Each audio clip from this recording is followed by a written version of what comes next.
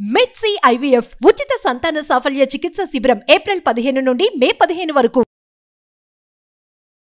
రమగారు నమస్తే. నమస్తే జయ. రమగారు మంచి ఉమ్. దయ్యం కథ, మంచి దయ్యం. దయ్యం కథలు మంచిదే, అంటే నిద్రలో రాకూడదు, రాకూడదు, అది భయపడకూడదు. మళ్ళీ నేను చందమామ కథ ఒకటి చెప్తా. పూర్వం ఒక పల్లెటూరులో ఒక భార్య భర్త ఉండేవాళ్ళు. వీళ్ళకి పాపం ఏమీ పొలం లేదు, పుట్టలేదు. అలా ఎంతమంది ఉండేవాళ్ళు జయ, ఇప్పటికీ ఉన్నారు కదా.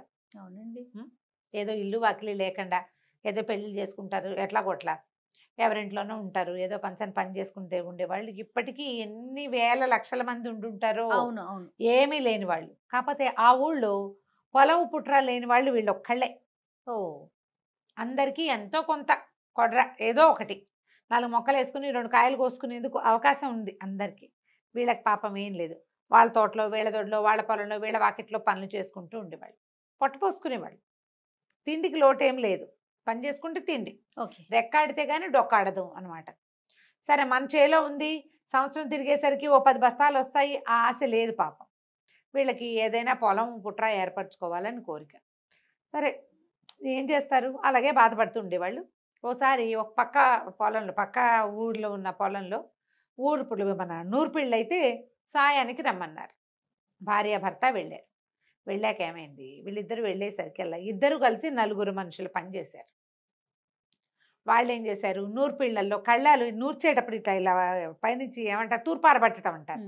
పైకి కుప్ప మీద ఎక్కి పై నుంచి ఇట్లా ఆ చేటతోటి ఇట్లా ఇట్లా అంటే ధూళంతా పోయి ఒడ్డు రాసి కింద పడుతుంది. అవును. ఈ ఎగిరిపోయినవన్నీ ఏమన్నారు వాళ్ళు, మామూలుగా మేము అవన్నీ ఏరుకుంటాము, పాపం మీరు ఇంత పని చేశారు కదా, ధాన్యం మేము పట్టుకెళ్ళిపోతాం, అవన్నీ చక్కగా పరిగె ఏరుకోవటం అంటారు దాన్ని. చుట్టూ అట్లా అట్లా రాలి పడతాయి, పరిగంతా మీరే ఏరుకోండి, 2 రోజులు కష్టపడి ఏరుకోండి, ఈ ఒడ్డు చాలా మంచిది, మంచి తీపి పెద్ద గింజలు అవి. సరే, రోజు కూలి ఇచ్చారు, పరిగేరుకునే పని పెట్టుకున్నారు వీళ్ళు. 2 రోజులు ఏరితే బాగా అన్ని ధాన్యం వచ్చింది. ఇంటికి వెళ్ళాక దంపితే అది ఎంత తీయటి గింజో, ఎంతో బాగుంది. ఆరబోసుకున్నారు. సరే, 10 రోజులు తిండికి వస్తాయి కదా. ఏమంది భార్య, ఏమయ్యా ఇప్పటిదాకా ఏనాడు మనకి ఏ రోజు తిండి ఆ రోజు తప్ప, 10 రోజులు ఉంచుకునే తిండి ఒక్కనాడు రాలా, ఫస్ట్ టైం వచ్చింది. మరి ఈ ధాన్యాన్ని ఏదైనా తెలివిగా వాడుకుందాం అంటే, సరే ఏమన్నాడు, సరే అయితే దంపేసి చెరిగి శుభ్రంగా మూట కట్టి పెట్టన్నాడు. మూట కట్టించుకున్నాడు. ఆ ఊరి కరణం గారికి బాగా చుట్టాలు వచ్చే లక్షణం ఎక్కువ. చుట్టాలు వచ్చేవాళ్ళు. ఏమో చుట్టాలు వస్తే ఏమిటి, ఎప్పటికప్పుడు వంటలు తంటలు చేయొద్దు. పోయి కరణం గారి వాకిట్లోకి వెళ్ళాడు, ఈ మూట కట్టుకున్న ధాన్యం తీసుకుని. బాబు, మరి నాకేమీ పొలం పుట్టలేదండి, ఏదైనా పని ఇప్పించండి అని అడిగాడు. అడిగితే, అటగే లేరా, పనులు ఏమైనా వచ్చినప్పుడు చూస్తానన్నాడు. ఆయన ఏదో ఇంట్లో నుంచి అంత ఊరగాయ పెట్టించాడు. పోనీ వారు ఏమి దిక్కులేని వాళ్ళు కదా. సరే, దొడ్లో కొబ్బరికాయలు ఉన్నాయి కోస్తావా, మామిడికాయలు ఉన్నాయి కోస్తావా అంటే, రూపాయి తీసుకోకుండా వాళ్ళ దొడ్లో నుంచి చుట్టాలు వస్తారు కాబట్టి కొబ్బరికాయలు దించి, కొబ్బరికాయలు పీచులు తీసిపెట్టి, వాకిలు కొంచెం శుభ్రం చేసి పెట్టి, బాబు మాకు పక్క ఊళ్ళో ధాన్యం వచ్చేయండి, చాలా బాగున్నాయి, పెద్ద గింజ, బాపనళ్ళు మీరు తింటే మాకు మంచిది అని చెప్పి ఆ తెచ్చిన మూట బొడ్లు బియ్యం అక్కడ పోసి వచ్చాడు. వాళ్ళు ఏవో ఓ కొబ్బరికాయ ఓ మామిడికాయ ఇచ్చారు. వీడిచ్చిన బియ్యం ఎక్కువ వాటికంటే. పని చేశాడు కదా. ఆ సాయంకాలం చుట్టాలు ఎవరో వస్తే ఆవిడ ఏం చేసింది, కొత్త బియ్యం, ఈ బియ్యం బాగున్నాయని, కొత్తవంటే చూడడానికి బాను, ఆ బియ్యంతో పాయసం చేసింది. ఎంత గుమగుమలాడుతుందో పాయసం. కొత్త బియ్యపు పాయసం చాలా రుచిగా ఉంటుంది, శుద్ధ అవుతుంది. కొత్త బియ్యంతో పులిహారలు చేసుకో, అవును, ముద్ద ముద్దగా అయిపోతుంది. కొత్త బియ్యంతో పాయసము, పొంగలి, కొత్త బియ్యపు అరిసెలు అవి బాగుంటాయి.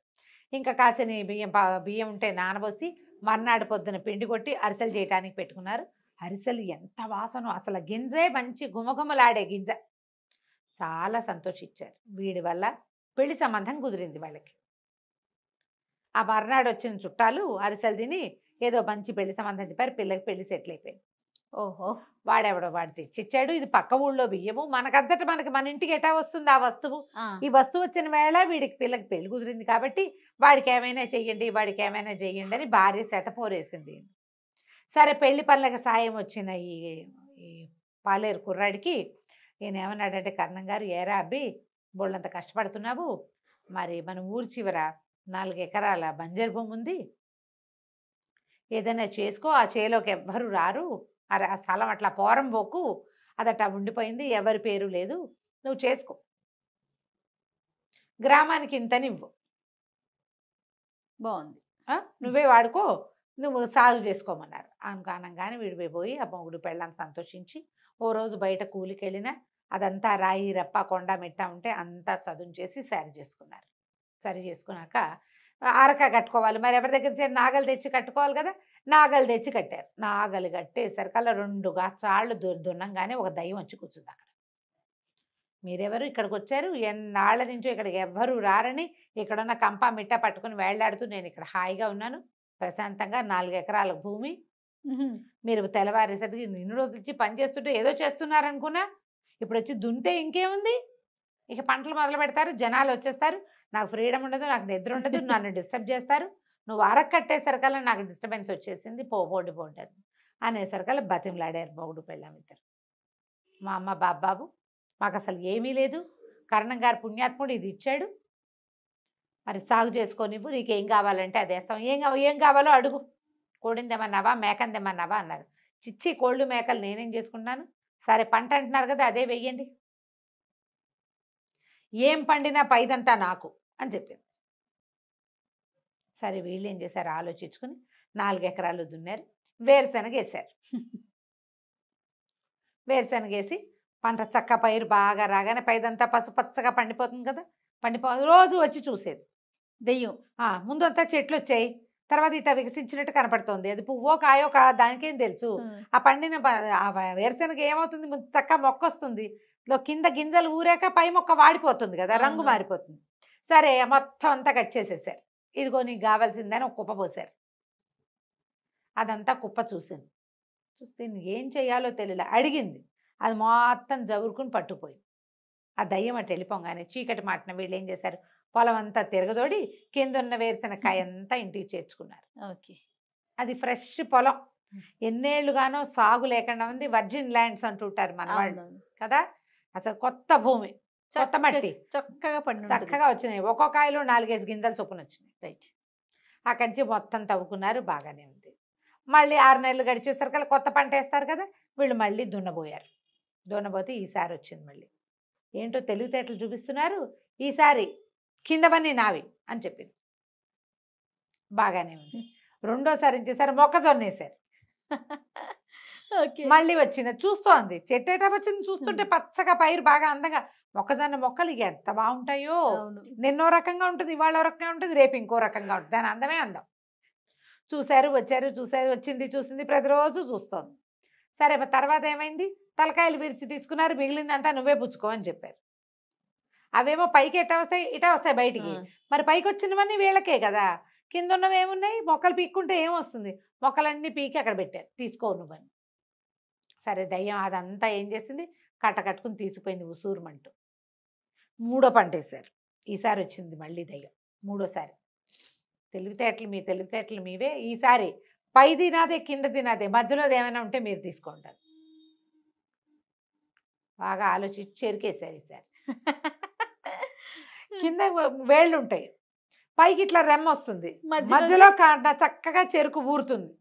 ఇది కొత్తగా పండిస్తున్న పంటలు కదా, దాంతో బ్రహ్మాండంగా ఊరినాయి, ఇంతంతలావు చెరుకు గడలు వచ్చినాయి. వీళ్ళు ఏం చేశారు, తల కొట్టేసి కిందది కొట్టేసి మధ్యలో అది మాది, ఇది నువ్వు తీసుకోమన్నారు. దయ్యానికి సరదా వచ్చింది, ఈసారి వెళ్ళల. వీళ్ళు మోపులు కట్టుకుంటున్న చెరుకు గడల్ని చూస్తూ నుంచుంది. అందరు వెళ్ళిపోయాక, ఓరి మీ తెలివి, మీకు ఎలాగైనా సరే ఉండాలని ఉంది ఇక్కడే, మీ ధైర్యం నాకు నచ్చింది, మీ తెలివితేటలు నచ్చినాయి, తేపకో పంటేసి భూమిని పంట నిలవబెట్టి అది పండేలాగా చేస్తున్నారు. కొత్త విత్తనం వేస్తే దానికి తెలివిగా ఉంటుంది భూమి, ప్రతిసారి ఒకటి వేస్తే కొన్నాళ్ళ తర్వాత తగ్గిపోతుంది. అవునవును కదా, అవును, మీ తెలివి బాగుంది, మీ ధైర్యం బాగుంది, సరే ఇక్కడే ఇల్లు కట్టుకుని హాయిగా బతకండి, ఇక నేను మళ్ళీ రానని గాల్లో నుంచి ₹1 సంచి పుట్టించి చేతిలో పెట్టింది. ఇల్లు కట్టుకోండి, హాయిగా ఉండండి అని చెప్పి వెళ్ళిపోయింది. మంచి దయ్యం కథ అడిగావు కదా, అందుకని. ఆ తర్వాత వీళ్ళు చక్కగా ఆ గట్టునే ఓ చిన్న ఇల్లు కట్టుకున్నారు. ఆ 4 ఎకరాలు పండించుకుంటూ వరేసినప్పుడల్లా కరణం గారికి 2 బస్తాలు ధాన్యం ఇస్తూ సంతోషంగా ఉన్నారు. ఆ ఊళ్ళో అందరికీ పొలాలు ఉన్నాయి, వీళ్ళకు కూడా పొలం ఉంది చివరికి, కథ కంచికి మనం ఇంటికి. నమస్తే రమగారు. నమస్తే. సుమన్ టీవీలో మీ పర్సనల్ అండ్ బిజినెస్ ప్రమోషన్స్ కోసం కింది నెంబర్కి కాంటాక్ట్ చేయండి.